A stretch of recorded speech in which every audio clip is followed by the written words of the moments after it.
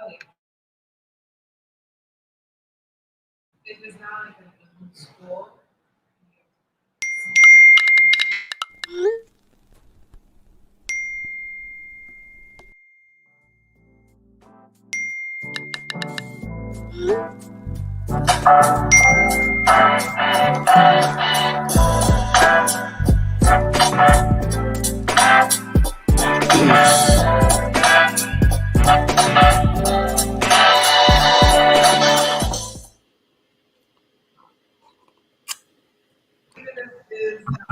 What's going on?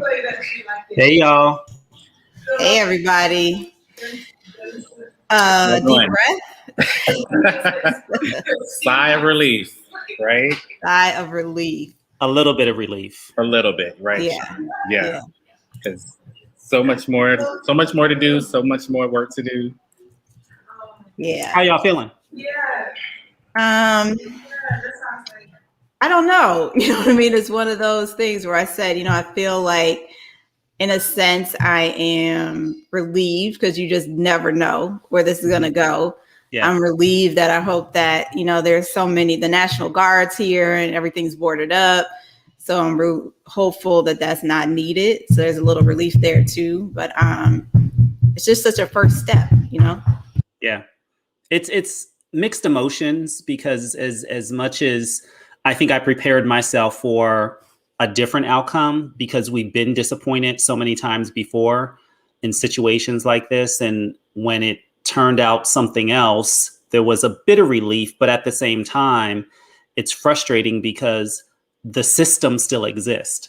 And we've even seen, as of most recent, the situation that happened with Daunté Wright, that happened in the same state where the George Floyd situation unfolded. And yet police still felt comfortable enough to kill another young Black person. And that to me is disturbing. So for as much as this may be one tiny step forward, I think there is a ton of work still to do. Can I reset us real quick? Because I know some people are here because they thought we were going to be talking about race and real estate. And I see some of our real estate people in the room. And we had to reset today because the verdict came out. We were planning to, of course, do our current events and talk a little bit about this. And then Bryce is here for the show, too, because he wants to know what's going on. But what we didn't expect was to have a verdict. And so we, our text chain was no longer about real estate. It was all about this verdict. So we're going to do real estate next month. But we had to talk about this. We had to talk about where we are and what our text chain was on and what that feeling is. So I think it's a reset, yes, for the topic, but also a reset. I mean, because remember, guys, we started this in the wake of George Floyd's murder. So, yep. Full circle is the wrong, it feels wrong to say that, but it is full circle. Like, how are you all feeling knowing that this is why we started doing this? And then here today, we're at a guilty verdict. I think it's still, it's evidence that we have to continue pushing. We have to continue speaking out. We have to continue, just challenging the status quo and the system, because if we don't, things won't get better. And then after, 400 years, it's still tiring. I'm like physically tired, and I was sharing earlier that, I woke up at midnight because, just the spirit came over me and I could not get back to sleep for several hours. And then I went into the office today. But then after the verdict, there was a brief sigh of relief. But then this wave of tiredness just kind of came over me because it's been, kind of angst around this whole situation and seeing people relive the trauma, the people who testified. And you think about all of the many people that have been touched by his murder and bringing that back to life. So yeah, kind of full circle moment, but not in a good way. I think everybody in some way, especially Black people, have been re-traumatized because of everything. So the work isn't done. We have to stay focused and not let up, especially on our elected officials. I know for me, it's just, I don't really feel like happy. I don't really feel anything really. only because I know this is one instance in which somebody was lucky enough to record what happened, and there's so many other people who this has happened to, and nothing was recorded. Nobody knew anything but the police, and the person who was the victim are either no longer with us. So for me, it's just kind of like, man, this is just one in so many other incidences where we got, some accountability held to the officer who did this crime, but so many other people won't get the same accountability, won't get to see the full circle of this. So for me, it's kind of like, okay, but I also have fear, you guys, if I'm honest, because what I'm afraid of is a backlash, right? Or a tit for tat, or the police rising up, to show that they can get away with this kind of stuff, or to get a point on their side. That's what I'm afraid of this turning into, is sort of this, okay, we gave y'all, the conviction for this murder, but the next time the police are gonna, get off, or, there's gonna be turned heads for another incident in the future. So I'm also afraid for what's ahead a little bit. Well, and if you think about the other chips that were in play in this situation, you had a Black attorney general. What if that attorney general weren't Black? Would we have a different outcome? Would the whole jury selection kind of been different? Would the prosecution handle the case differently?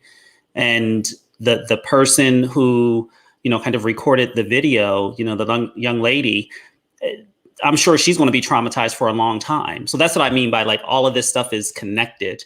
And here's an interesting statistics that I found. Since 2005, only 5 police officers have been convicted. And there have been 16,000 killings since 2005. So out of all of those killings, only 5. So this one makes the 6th one. Just shows that there's a bigger problem here, a systemic problem. Yeah. Mm-hmm. Irvin, what about you? How do you feel? Yeah, I have been quiet. I'll be transparent on this. We had the conversation here. I just told before we hopped on, I told the co-host team here that just my energy level was kind of off. I feel it, and I should preface this by saying I'm a Pisces, and so we either have this very distant emotion or it hits us all at once. And I will say right now, something is going on that literally is the first time that it's happened all day.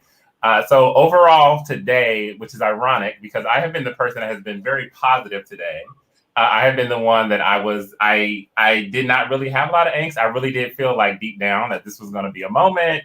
So I have been the one that my partner was here. He's watching the news. I'm like, I'm not watching that right now. And I'm like, I'm putting out positive energy. Like, this is a moment. And I've really been moving the day like that. Also, I've been moving really since last year, I've been kind of in the zone of, as much as possible, I've been doing my meditation. As much as possible, I can't control the outside world, right? So don't let outside events discharge my energy in any way that I don't want it to. Mm-hmm. But I think this is the first time just like talking it and then hearing you all and being here, it's like all hitting me. And what is, I believe, making me more kind of a little off kilter energy wise is what people don't know is the real estate episode we will have next week. We had been talking with people and looking at videos and just doing more research about things that have happened within real estate. We were talking about the show Them and everything we've been talking about in the tech chain the past couple of weeks. And so I think the part that is hitting me, that is really bothering me, is that our history, no matter our history now, previously and moving forward, because of what has been done to us, we always have to have a narrative of overcoming or resilience and that is not something that we chose. And then, it's touted as like this great thing. Look what we overcame and look what we did and all this. But because of what somebody else did to us, all of our narratives from here on out till who knows when will be about overcoming something. And that was it's bothering me that is our narrative for now and until who knows when. Well, I think, then, like, go ahead, Michelle. I'm sorry. Go ahead. I was just gonna say it's funny. You put that in perspective, Irving, and I hear that because I'm a little bit more, I guess, pessimistic, where I'm like, this is our reality. Our reality is we always have to overcome. Our reality is we always have to be better. Our reality is we always have to be 10 steps ahead. So it kind of, in the sense of, I'm glad that this verdict came in today. I'm more concerned about the sentencing, but Yeah. I just feel like, yay, we made it this far. Okay, what's next? But it's so funny. Like, I'm not apathetic to the overcoming. I'm probably more desensitized to it and just accepting that that's what it takes to be a Black person or a minority, really, in this country. I won't even say this world. I say in this country. And I think what bothers me, though, is how much extra labor is that to us, though, right? Like, a lot. That is our past, our present, and our future for the foreseeable future. Like, that will always be something that we are now and forever will be carrying. And again, it gets framed and pivoted in these kind of, look at these moments of this great achievement. But it's also like, well, if y'all didn't do this to us, we could be living our lives. Like, what I think for me, what I wonder is, what is it if we did look at all that we're doing with this baggage, and if we did not have this baggage, what would that look like? You're right. I don't think we'd be as resilient as we are. And I don't know if that's good or bad, but I just feel like as a people, things just like, my term, it ain't that deep. You know what I'm saying? Like, things ain't that deep to me that some people are falling out about, because we have to be so resilient. You know what I mean? And I think it's why you always see us persevering, and I'm not excusing it. It's just, I think it's what makes, if we didn't have that, I wonder how we would be. I wonder how strong we'd be, how successful we would be, how much we would push to overcome. Irving, I think what's really important about what you said in that perspective is that for the people who are watching our show, our audience, if you go into the office tomorrow, or if you are on a Zoom tomorrow, and you're like, yay, we got the verdict, we were guilty.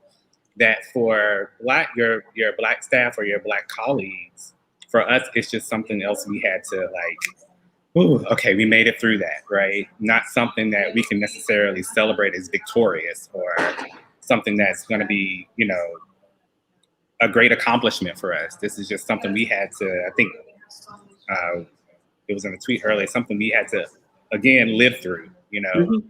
And that was added stress on us. So this is not a celebratory moment for us. Though I think people watching, be cautious of that, be aware of how you're approaching your Black staff and colleagues in the days coming. Yep. Ms. Cass, I see you in the comments. Cassandra Sneed, thanks for joining us. I see all the comments, and you're so right. We're still marching. We're still marching, and we're tired, but we're not going to stop. Somebody cue the church music, marching is Zion. The ushers coming down the aisle. But you're so right? I mean, the things that still have to happen, like Michelle said, I'm nervous about sentencing too. Like, that's the next piece of this accountability. We're not going to call it justice. This is the next step in accountability. Fair sentencing for him, for what he did. And then also the blood that's on the hands of the other 3 officers who are a part of this as well, Yeah. I hope, excuse my French, they're shitting in their pants because of what happened today. And I hope I hope they know they're next, And then police reform, policy changes. So there's still more work to do. There's still stuff we have to keep pressing toward. And we're not even going to open up the can of worms around the whole defund the police thing, because that's a trigger for me. And I know some people feel a certain kind of way about it, but yet here we are, and police killings still happen. And the thought that, that whole philosophy kind of incited lots of debate just kind of is lost on me. So anyway, we'll keep going, but we're not going to go there with that. I got a question for you guys. This is something that we asked early on about, like, why this was different. Like, why did this killing of George Floyd create this huge outrage? And remember when we first heard it, it was, for us, we were just kind of like, here we go again. But for Right. some reason, this stuck. I still don't know why. I think if it had I can anything tell to do you. maybe COVID. Go ahead, Sean. Why? The pandemic. Yeah. People were at home, and I shouldn't say people were forced to watch it, but people watched it in a different way. And because people had time, that's when the protests kind of started unfolding and it went global. But had it not been for the pandemic, I'm not sure the response would have been the same, because there were others before George Floyd, Eric Garner, and there were many others, and that same reaction didn't happen. So it was a flashpoint. Fast forward, though, I'm not sure that same energy is still there. I think some people have kind of reverted back to, yeah, we still need to focus on diversity, equity, and inclusion, and all those organizations that issued statements. Some have added Black people to their boards, corporate America. But when you take a look at the majority, and even in many of our associations, you still ain't got no Black people on your senior teams. So, that's kind of where I am with it all, because I think it's not something that's going to change overnight, but we can't let our foot off the pedal. We have to stay focused on it. We have to keep pressing. And while this outcome may have been a good one, the work ain't done. I think I'll add to that, Michelle. What I feel like was different was, especially for me, was I think this is the first time I've actually seen a Black man in such a state where he can't move, nothing can, like he's no threat. And just seeing a white man kneeling on his head, casually, hands in pockets, looking around, like, this is what we do to these people. I think that being on video camera is what sort of incited a lot of people as well, because usually when we see these videos, it's a policeman in a tense moment with a Black man or a Black woman. There's some altercation, there's some exchange, there's some tussling, or either, someone trying to put their hands up, and it's this tense moment. But with this, you just saw this Black man on the ground in a non-threatening way, just being kneeled on for, I think it was 8 minutes. And I think for that a lot of people saw that and thought, wow, that's messed up. I think they finally thought, now that is messed up. I think with the other videos, there's a second in your head when people might think, well, what would I do in that situation if I was in that kind of tense moment and panicked moment? But here, you saw somebody casually just kneeling on somebody's head for 8 minutes. The one layer I would add extra to that, though, which I don't think we didn't talk about this enough, and I mean we collective, like the world, I feel like when the pandemic hit, we had this about 30 days moments of recognizing that this was a life-changing event, and then it became we kind of adjusted to it. And I actually think for most of us, we went through a emotional trauma, emotional reflection. There was just a lot that happened within us that some of us are more conscious than others. But collectively, I think all of us with the pandemic, it made us realize, are we who we want to be? Right. So I think, again, it's the timing of the pandemic, that emotional toll, and then seeing what happened to George Floyd, where I think people really did, seriously, the people who are genuine, I think they really did ask, what does that mean? Like, is this who we are? Like, I really think people did ask that of themselves, and that answer was not matching with who they thought they were. And again, how it got to the level it got to, I can't really explain that, but I do think that it wasn't just people being at home. I think there's a whole level of emotional things that we have not even talked about of what the pandemic has meant to the world at large, that we just kind of moved along and adjusted. We talk about remote work, like that's the thing that we're talking about. But I think that's a big part of it. Well, I hope George Floyd's family, and I watched some of his brothers speak today. I hope they can rest in knowing that his death wasn't in vain. You know what I mean? Like it's unfortunate. We don't want to celebrate today because we wish we weren't even here today dealing with this. But I heard someone on the news broadcast today saying like this is our Emmett Till, where it caused that wake up call that needed to be felt around the world. And I hope his family has some solace in knowing that his life was not taken in vain and that his death was not justified, but it really did have a bigger impact on the world that none of us really could have predicted. And it's heartbreaking that it had to be him. It's heartbreaking to watch that video and watch the closing arguments and just seeing it stung. But I'm just glad for what we got today. And I hope that there's momentum that continues with this. And like I said, I really want to see what's happening with the sentencing, but I hope his family can sleep a little bit better, knowing that we have somewhere to step forward. Well, let me ask you all this, because, you know, for me, I can't even watch any of those videos. I couldn't even watch any of the trial. And even today, I mean, I found out about the verdict through text, through y'all, because I refused to watch it. And I was like, you know, what happened? Was he guilty? And, you know, we kind of had some exchange about that. How do y'all bring yourself to like watch any of that? Because to me, it's just very traumatizing, and I'm trying to protect my energy and my peace as much as I possibly can. That's not to say that I'm not feeling stuff. But I've gotten to a point, and I started feeling a lot of the stuff that I felt last year when George Floyd's murder happened and everything that came after that. That was a dark place for me. So I found myself kind of slipping back to that. So I had to like totally focus in on my self-care and, you know, do the things that work for me now. So how do y'all even like, how do you process through all of that? Because it's just all re-traumatizing, I think. I'll tell you why I watch it. I watch it and it's crazy. I watch it because I don't want to lose sight of reality.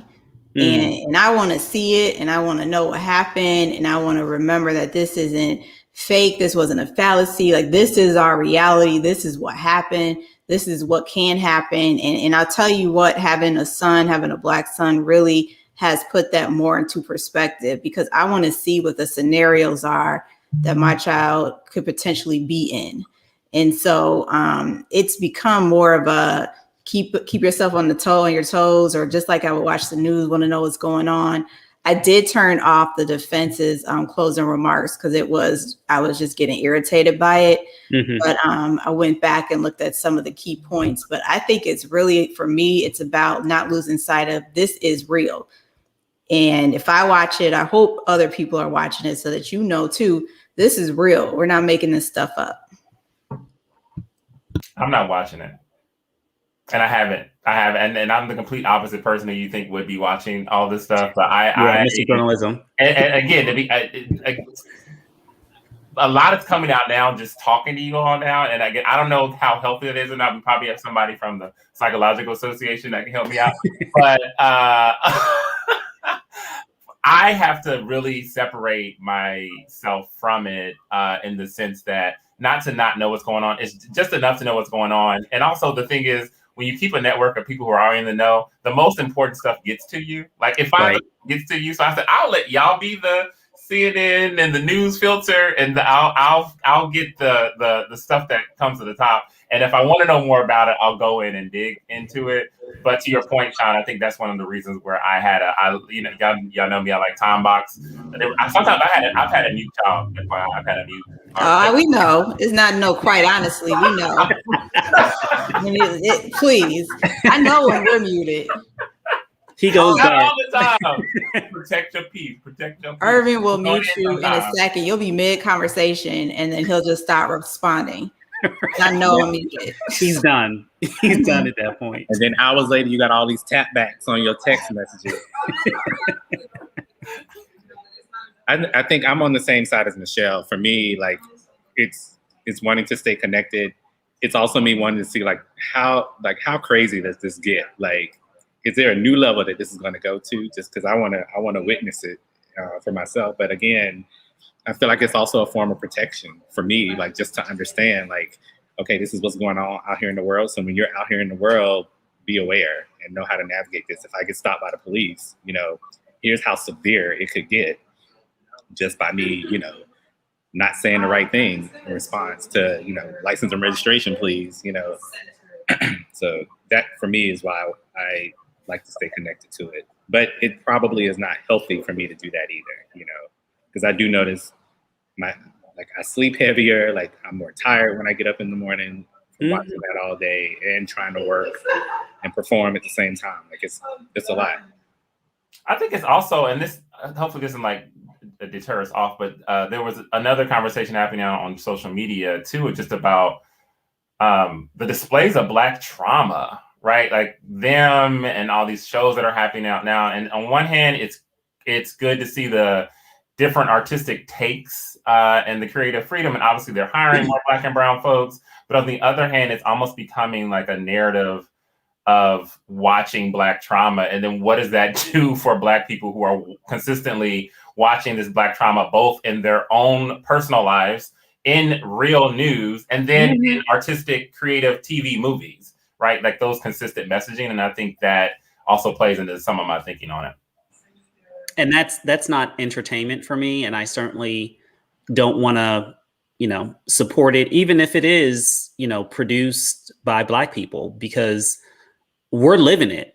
Why do I need to watch it on the screen? If it's not telling me a great story, why do I need to relive the horrible, bad stuff that we encounter on a regular basis? So I have not seen them and probably will not watch them. It's just one more thing to add to the box of what kind of craziness, do we have to keep dealing with? So, Irving, you just made me think of something too, because you remember like back in the day, we used to say, why Black people always got to play the thug on the movie, or robbing somebody, or on drugs or something. And so now I literally just thought about what you said, because people are watching us now be these woe is us, oppressed people, in these narratives that are playing out on TV. And, that's not us. Like we've always been people who are great and who are triumphant, and go above and beyond of whatever we do. But that you have a point there, I think, with these new narratives that are popping up. And I think I've even seen some of these up and coming producers like Issa Rae, who talk about they're going to be dedicated not writing about Black trauma, right? Or putting those kind of narratives out in our cinema world. So, well, I think that was also my issue with the overcoming part, because even if you look on the creative spectrum, like Lovecraft Country and them, and I love Lovecraft Country, but it's we're put in this position now where if you tell a narrative about a certain time period, we are discriminated against. We're in slavery. All these real life things that happen. So if you put it in there, that is our history. If you don't put it in there, it feels disingenuous. So in a way, our history has been forced to include this oppression, basically. It's been forced to include that. And so again, that was it's just bothering me. And I know there's nothing we can do. We need to focus on the future, and we can do a lot more in the future. But our narrative is that is our narrative. And it's not, we didn't create that. We didn't choose to create that narrative about us, right? But think about our education system, how we learn about Black people in the U.S. education system. I tell you, I did not know Black people were kings and queens in Africa until I went to college. I took an African American history course, because growing up in South Carolina, all you learn in school or in the books is, Black people were slaves. And so that's all I thought we were, And now that narrative that's being created now, is going to be told to the future generation. So it's important that we tell the full story, Correct. Of what's happening now, both, what we're having to overcome, but also the great things that we're also doing with our, the first female president, vice president too. You know, like we have to tell the full spectrum of our stories. Yep. You're right. And I will get in a mood where I will focus on all of the other stuff that we are doing. But right now, I'm mad that is in the United States, Black folks. And it's American history. I mean, it's part of American history. It shouldn't be separated out as Black history. It is part of the history of this country and its forming. And it's not accurately told. So Irving, to some extent, you know, I see why the narrative is there, because there are people who are learning about some of this stuff for the first time. But I agree with you. Like, I'm over it. I'm over it. So Haley and Cameron here talking about them, and we were going to talk about that with the real estate. Introduce our new co-host first. Who's our new co-host? Oh, yeah. This is Royce. Royce, can you say hi? Hi. You got to look up, though. Hey, Royce. Welcome to the table, bro. He's like, I said hi back to the iPad. Right. Yeah, Royce is at the table. And so we were going to talk about them, and then people are talking about how they couldn't get through it. And to your point, Irving, I don't mind it because I feel like it has to be told. People think that slavery was bad, but they don't know how bad. And then they think because slavery's over, we're all good. And we're not. And I feel like, you know, from Jim Crow, from, you know, the segregation that was the government put into place, from all the trauma that comes with just how we had to live to this day, has to be told, and putting it in a sense of a horror film. If it's hard to watch, that's because it's real. If it stings, it's because it's real. Now, you know, them went a different direction, but they, you know, turn the lights on, but it still was telling the truth, and the truth hurts. So. And it's generational. So, you know, for us as Black people, you know, it's passed down from generation to generation. And to your point, Michelle, you know, some of this stuff happened a long time ago, but yet we're still feeling the effects of it today. Boy, she got a bunch of shout outs in the comments. What do you say? I'm telling Royce about all his shout outs in the comments. He doesn't care though. And he is unbothered. Like, whatever. I don't care about this little show you're doing. But to answer your last one, I think that's also what and I can't even say I can fully process it all. I just know I deeply feel it, right? Like, even though many of the things have not happened to us or our generation, there is this deep connection to what has happened to your ancestors that I can't explain. I really honestly cannot explain, that a lot of Black people carry with us. And I think there's a separation, particularly when you talk to for white people or non-Black people, that I don't think everyone understands what that connection is. And I don't think, I'll speak for myself, I don't always understand what that connection is, but I deeply feel it all the time. What's going on in DC? So I'm in Chicago, and I told you all, so I'm home because downtown is boarded up. My office is boarded up. National Guard's kicking it and everything like that. And so that brought a lot of anxiety in and of itself in the air. And then I'm seeing, like, kind of on the alerts and stuff, that people are still boarding up, even though the verdict is guilty. People are still boarding up, and they're still doing all the same precautions. And then some people are saying, oh, that means it's going to still be protests. How is it in DC? Like, what's going on? Or is this kind of the sentiment across the country? I know it's like that in Minneapolis, but. I mean, it is kind of hard to top an insurrection. I mean, once you get through that, it's like, okay, what's going to happen next? I mean, the Capitol is still closed off. But other than that, it's not like what you're experiencing in Chicago for obvious reasons, you know, the other situation that, you know, kind of blew up. And I also think because there's been an administration change, the overreaction to stuff has calmed down a little bit, and we're not seeing what we saw under the previous administration. So yeah, I want to talk about what's going on in Chicago. Yeah, bring it up. What's going on there? The shooting of Adam Toledo, the 13-year-old in Chicago. I watched that video too. Did any of you watch the body cam? No. You did? Okay. I saw the majority of it. I watched it. Yeah. So that was definitely something that he's done. It's been high anxiety again here. And so you see this 13-year-old boy, his hands up, right? And he gets shot. And then when I watched the video, it was so fast, you know what I mean? So, you see him with the gun and he kind of tosses it, but still a 13-year-old. And I can't help but think about where we failed a lot of kids, you know what I mean, in Chicago, because just this week there was a 7-year-old shot in the drive-through at McDonald's, not too far from here. Wow. And then a few weeks ago, there was a 1-year-old shot on Lakeshore Drive, a major street here, in the because of road rage.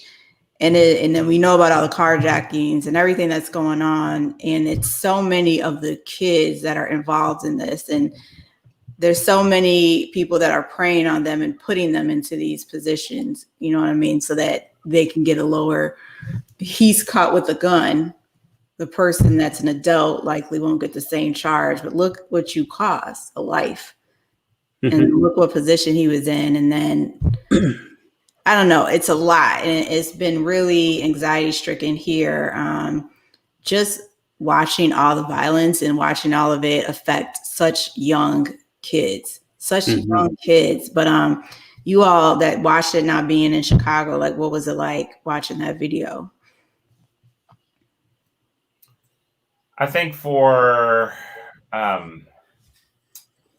this wasn't what it like. I think what it brought to me, this and then a couple of other incidents that we've had, and I know, and I've seen this conversation. I know it's happening, and I think there's the conversation that is had around what does compliance mean, right? And why or why not does someone comply, and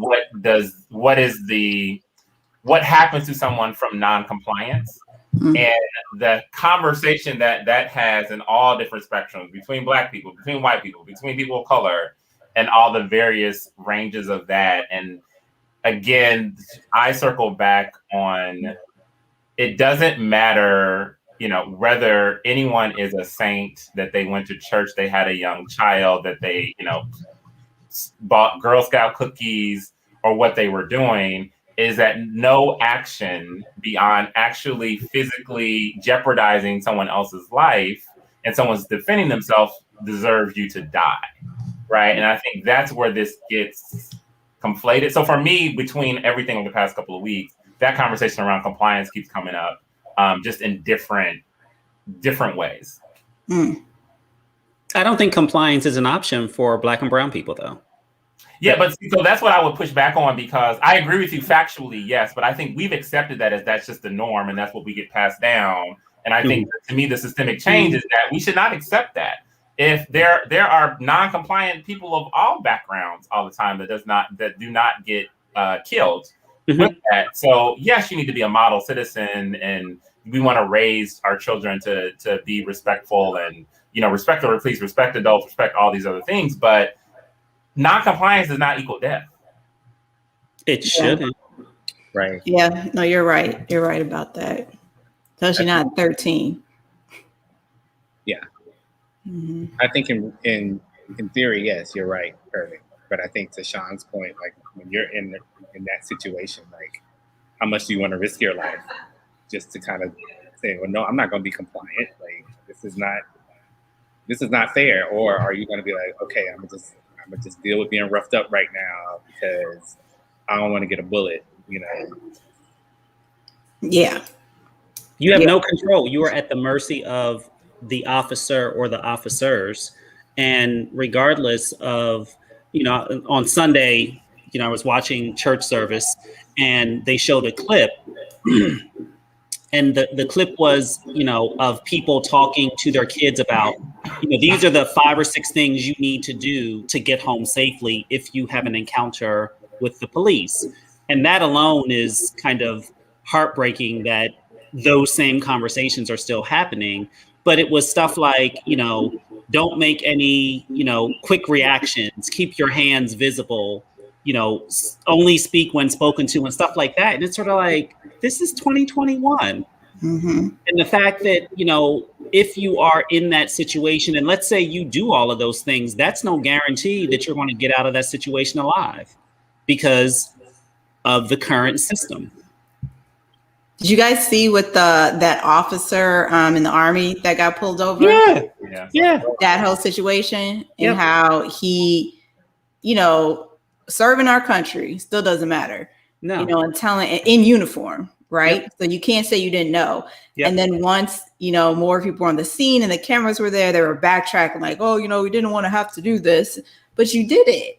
Yep. You did it. And he even told you I pulled over someplace with light. And what were they pulling him over for? Like an air freshener or something crazy, or a plate in a nuts. But that's what happens time and time again. And that's why I do watch the videos, because like I said, I want to know.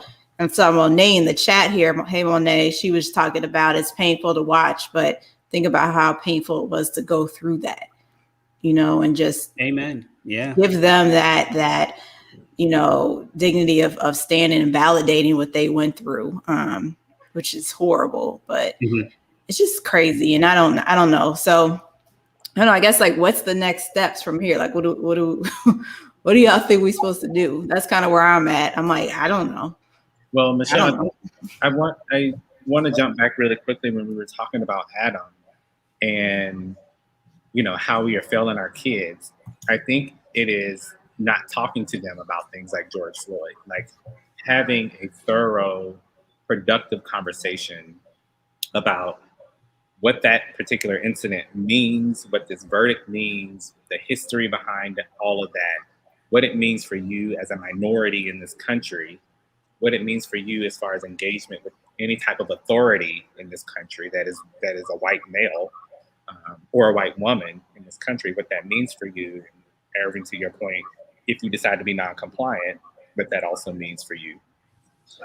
I think that for us, we have to have those conversations with our kids. I'm even doing a disservice by not really having these conversations with my nephew and nieces, which I need to start doing, and talking about this with them like they are actually adults having a conversation, so they understand. Like here's the full effect of what this means for your life as a minority, even though you may not fully understand it right now. Here's what it means.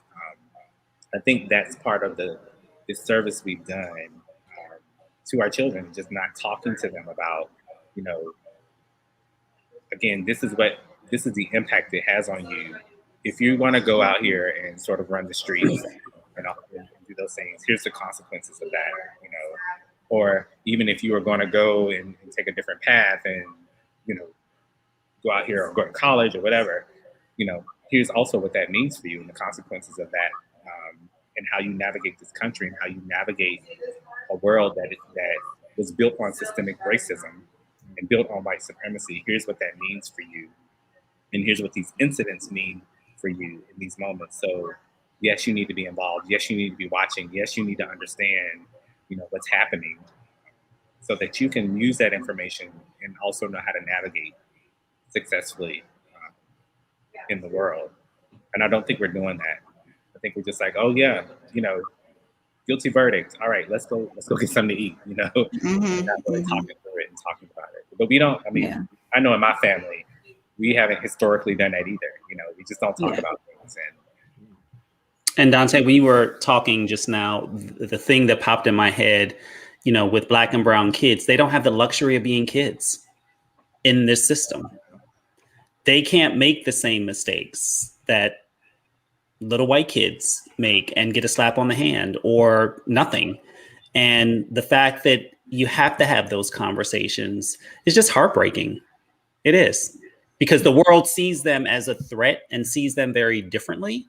And it doesn't matter, if they're only 10, 13, 15, they're not viewed as kids who may have innocently made a mistake. They don't get those second chances. My Chef Jatan is in here and she has a great question. Is there a particular age when those conversations should take place, or do we steer away from the conversations in order to let kids be kids? That's, I don't have the answer. And I know that it's tough. It's tough. And I think it's it really just depends on the situation I think the kids are in, and because it can happen anywhere, you know. And Elena's in the comments talking about how she didn't have to teach her white son a 10-point checklist at what to do if he's pulled over, and how he is being treated better than a Black soldier. And so it's like, is it 10? Is it 9? Is it 8? Is it 7? I mean, look at Tamar Rice. Like, it's so hard to know. And you do want kids to be kids, but I think when they get called that N-word for the first time, or someone touches their hair, or they start to notice, maybe at that point it's time. There was another question about is there the department doing it right, and I just wanted to chime in on that. I think that is, I'm sure there is. I mean, there has to be. I think I've seen plenty of either social media where the police were doing something in the neighborhood, and you can see that connection. But I think the larger point to that is there's a perception that's based on reality for many of us. In terms of how we feel about police. And so just like there was actions that led to that feeling, there needs to be actions that lead to us not feeling that from a systemic level. So I think there will always be people who are doing it right. And I'm sure hopefully there's people in the chat that can reference somebody at some department that is doing something right. But it's kind of that larger systemic thing, is like, how do we get that so that people are actually, again, if we have a perception about what this is, the perception can be changed. It requires actions from the people doing the acts. I want to jump back really quickly to what Michelle's friend asked about how young should we be having these conversations, because my story, and I think I told this on the very first episode, was me being told I could not go to my classmate's party because I was Black. And I think I was maybe 4 or 5 at the time. And to me, I didn't know what that meant because I wasn't Black. To me, because the crayon color was Black. You know, like, I didn't understand like what race was at that point. And God bless my mother, but I think it was a missed opportunity at that point to help me understand what it meant for me not to be able to go to that party, and would have helped me navigate maybe some other situations that I have found myself in, going to a majority white school, going, you know, to, or navigating other places growing up as a Black person. But at that time, you know, my mom was just like, don't worry about it. Like, you just can't go because you're Black, you know, we'll go do something else. But I think we have to have those conversations early as minority children in this country. We have to have those conversations early, unfortunately, because I feel like it's the parent has to have the conversation before the incident happens, or be able to help the child process an incident that happens right after that, so that they don't internalize it as, oh, I'm not good enough, or something's wrong with me, or so. Daunté, I have a great example of that. I'm from for who don't know, I'm from the Midwest. Indianapolis, though, it was a large city, so we're not talking rural. But I grew up, I went to a Black Catholic elementary school, a Black church. And my family is Black. So relatively, and I live in a Black neighborhood. So all the stuff I was seeing when I was younger was Black.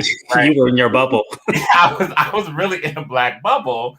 And to your point about when you should tell people or tell your children, I do lean toward earlier is better, because I always remember, and I've shared this before, I went into, I was with my mother, and this is winter, so I had a big jacket on. We went into like one of those department stores, and I remember a guy stopped me to check me.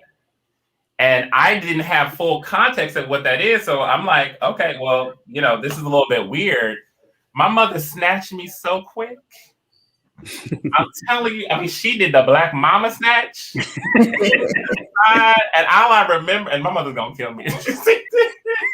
She gave that man something for his money. And please, you are not messing with Washington 3rd. There'll be a rent, son. You are not messing with him again. And so the whole context, I was just thrown off, because I'm like, okay, this escalated really quickly. Like, what just happened here? But obviously, I did not have anything. He was profiling me. He was clearly, you know, he was touching me inappropriately anyway. And I was a child. I can't remember how young I was. I had to be somewhere within that 10 to 12 range. So, like, for an adult to do that to a child is already ridiculous. But to your point about having the conversation, all of that, I didn't have that context at the time. You guys see Juan's comment? He said, parent here started as soon as we were in a grocery store and a white woman said, your child is so caramel and exotic. Caramel. Mm-hmm. Right. And then I think that's a compliment. Right. I get that all the time. Or then you sit here like, oh, you're very pretty for a Black girl. Or, you know, that those kind of comments always have come. And Jakiva's comment, the fact that Daunté still remembers that from the tender young age of 5 years old is again evident of how trauma follows us, Black people, throughout our lives. That is so true. We all have these young memories of this kind of stuff that just stings.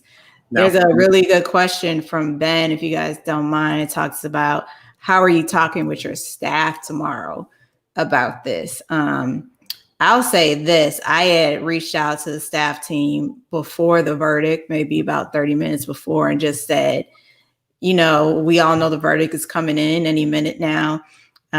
Regardless of what it is, please take the time that you all need to process, however that looks. And I don't know that I'll address it again tomorrow, because I think, you know, I wanted to create the space for people to do what they need to do tomorrow. And if that means taking some time off, taking the day off, taking some hours off, I hope that we've created the environment where people know that they can do that. Or if they want to talk about it, we can do that. But I think if you don't have that environment, or you haven't at least addressed it, I don't know. I mean, it feels weird not to say anything, just go to work like, hey, y'all, like, what are y'all going to do? I go back and forth on this. So I did not personally address it today. We actually had a social plan with 2 other orgs. It was going to be 2 orgs we collaborate with. So we decided to cancel that, because it was literally right at 5, which I'm glad we did, because that would have just been weird. It would have been very, very weird. But people on my team actually were asking about that. I mean, multiple people, not me, were thinking about that. And then we had someone on staff that's not in the leadership team just send a note that said, hey, people be safe. And I kind of go back and forth on when it is appropriate to speak or not. Because I think one thing that I've noticed has happened is that, you know, we've said this here, there's been other platforms there. And what I'm centering it on is that, and this moment is really requiring people to be authentic, right? And so if you're sending messages because this feels like a checklist, I've seen where that goes wrong because the message reads awkwardly, it doesn't. So it's kind of like, I feel like you need to find what's authentic for you. So for me specifically tomorrow, I don't think I'm going to address it. I may send like a short note, but it really was about creating that space.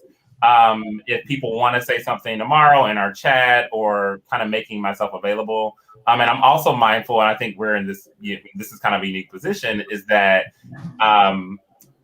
if you have a Black CEO or executive director, I also think about, what is that experience like? You know, if you want to know more, if you want to do something, but then I'm not an expert in this, you know, I'm not honing this as my expertise. So right. We need to be in this together. So don't let kind of the outwardly things that I'm doing overshadow anything that you may want to do or say, right? Yeah.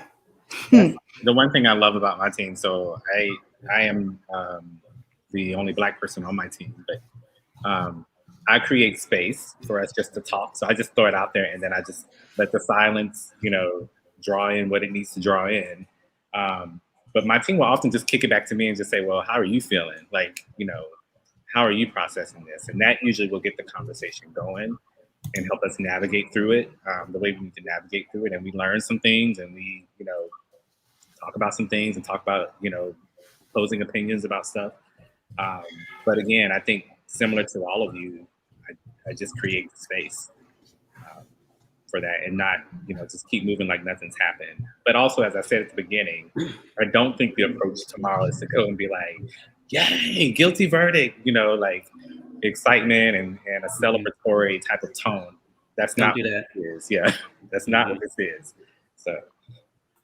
Yeah, and I haven't figured it out yet. I'm still processing myself. So I don't know. We'll see how I feel in the morning. I got all that energy. I got all that was energy. Well, I also have I'll see how I feel in the morning. 2 new employees who happen to be Black women, and we are a week out from our virtual annual meeting. So stress levels are already on 10, and it's sort of like I gotta get through it. So yeah, we'll see. I heard that. I'll see how you feel in the morning. I'll text you, Michelle. Please do. At 5 o'clock when I wake up. Oh, please don't. You'll read it when you wake up. Yeah. I would just say thank y'all, because what does that mean? Like how it started, how it's ending, how it's going or something? Because how it started, I was like... you got a little bit of energy from somewhere. So thank you. You got better. You got better. Yeah. Y'all picked me up too. I got my second shot today, so I was coming in like. Okay. Oh, are you wait having till tomorrow. symptoms? I'm fully vaccinated. Yay! I'm promoting vaccines. Please get one. Yeah, I just have headaches right now, so I'm good. Okay, but I wasn't. Let us know how you feel in the morning. If you all get an appointment, and I just want to share this for anyone in the audience that might be listening in. If someone gets you an appointment and you decide you're not going to take it, tell the person you're not going to take it or give it to someone else. Don't just not show up. I just want to drop that nugget for the people in the chat because, I know some people have skipped out, and it's so important, y'all. It's so important that we do this. And so if you're planning to do it, do it. And if you're not, don't take that space from someone else. That's all. It's my PSA. It's the end of my TED Talk. And scene. So, thank you for joining us. Wait. Oh, Daunté, tomorrow's a big day for you, right? Oh, yeah. Oh, that's right. Yeah. Y'all had me on here forgetting. That's how much I had gotten to the conversation. Got a whole lot going on pre-birthday. It's a milestone birthday for you. Big 4-0. Yes. Big 4-0. Any advice for me? Be fabulous, be fierce, and I don't care what's going on tomorrow. It could be a riot. You better skip down that street. Okay. Owning it. We're like, it's my birthday. Absolutely. Play all the birthdays and keep going. That's what we on. Thank you. Okay, I will do that. I will definitely do that. I don't know about skipping down the street. I might run a little bit when I walk Spider. But we'll definitely, have lots of toast all day. For sure. All day long. But thank you all. I appreciate it. You're welcome. You're welcome. Is our crew coming in? Is our production crew coming in to close us out? Yeah. Hey, ladies. Hey. Something Hi. I actually have one more word of advice for Daunté on his birthday. Okay. All right. Hey Daunté, it's Natasha. Happy birthday. I just wanted to take a moment to let you and everyone else know how dope you are. When I first met you, I was at a point in my career where I wasn't even sure if I wanted to be in the association industry. I didn't see many examples of leaders who look like me, and I didn't even know where to start to maximize my impact in this industry. Then I met you, and you were the first Black CEO that I've met. And when I tell you, I was just like, this is goals right here. You immediately took me under your wing, not knowing if I was going to waste your time or not. I'm glad I didn't, because ever since then, my career has been on fire, and you have been a major factor in that. You literally have been with me every step of the way. You're very transparent about your personal challenges and struggles, and you've just been more than a mentor to me. You are family. I'm really excited to see what this next year brings you. And I hope that you take some time to yourself, because we all know you can do better at that. But anyway, Daunté, thanks for showing up for me all the time. And I'm truly grateful for you. Happy birthday.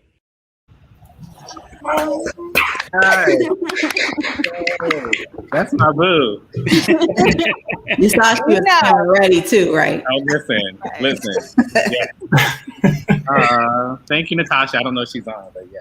That's so you, though. I mean, Daunté, you give so much of yourself to other people. So, happy birthday. And like she said, take some time for you tomorrow, but just keep inspiring everybody like you do. Like you 40 years and all you've done in 40 years, CEO for 40 multiple times, you know what I mean? Just keep doing you. we're just so in awe. Well, thank you all. I appreciate it. And you all inspire me. That's what helps keep me going. So thank you. Yeah. And get ready to lose an hour of sleep a night. You just start waking up randomly early. Then your body start breaking down. You can't see nothing. Right. I'm already. Oh my gosh. Blind. I'm already there. Yeah. Enjoy your eyesight now. That's my advice. The little bit that's left. I got glasses over here. I've been trying to struggle to see y'all all night.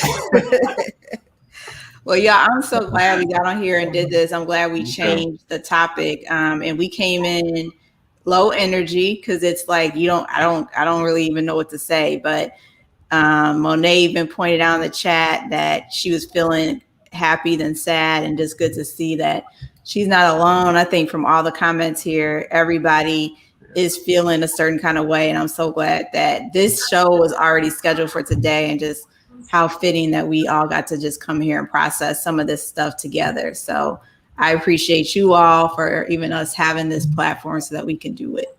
For sure. Awesome. Thank you, Janae and Vanessa, for your support. Always. Y'all make us look good.